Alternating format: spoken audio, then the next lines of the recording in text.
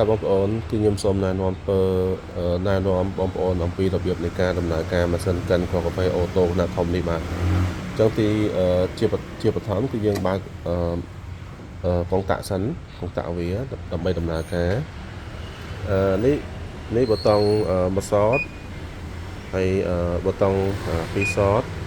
ឬក៏យើងហៅថា mode ក៏បានដែរ mode មួយសតហើយនៅ mode ពីរសតអញ្ចឹងបើសិនជា mode មួយសតនេះគឺយើងចង់ឲ្យវាកិននៅរយៈពេលប្រហែលវិនាទីគឺយើងអាចសេរីវាបានអញ្ចឹងគឺយើងចុចទៅលើបើសិនជាយើងចង់ customize ចង់ edit ថែមទៅលើវិនាទីរបស់វាគឺយើងចុចទៅលើប៊ូតុងមួយសតនោះ mode មួយសតនោះឲ្យជាប់ទៅហើយយើងចង់បូកក៏បានចង់ថយបាទចង់បូកចង់ដកចង់អីគឺយើងអាចសេរីបានពេលដែលយើងសេរីហើយគឺយើងចុចទៅលើប៊ូតុងកណ្ដាលនេះបាទអញ្ចឹងគឺយើងចង់សេរីទៅលើប៊ូតុងនេះម្ដងយើងចុចទៅឥឡូវយើងចង់ថែម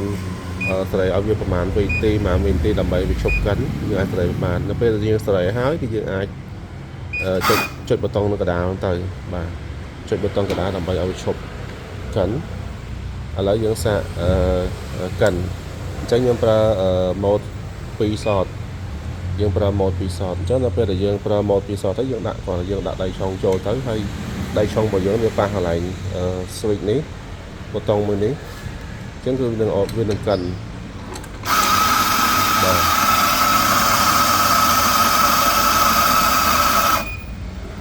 អញ្ចឹងរយៈពេលត្រឹមតែ 5.5 វិនាទីគឺយើងបានកាហ្វេយើងបានកាហ្វេមួយកែវ 5.5 វិនាទីអញ្ចឹងយើងចង់បានមួយកែវទៀត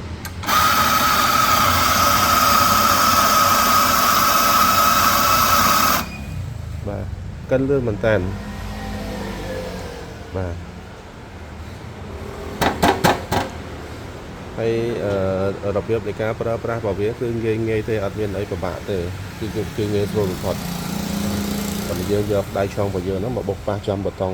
ខាងក្រោមនេះគឺវាអូតូកិនហ្នឹង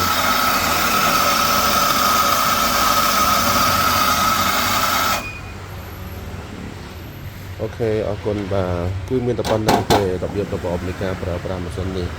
បាទល្អប្រើហើយកិនមកលឿនទៀតបាទអរគុណច្រើន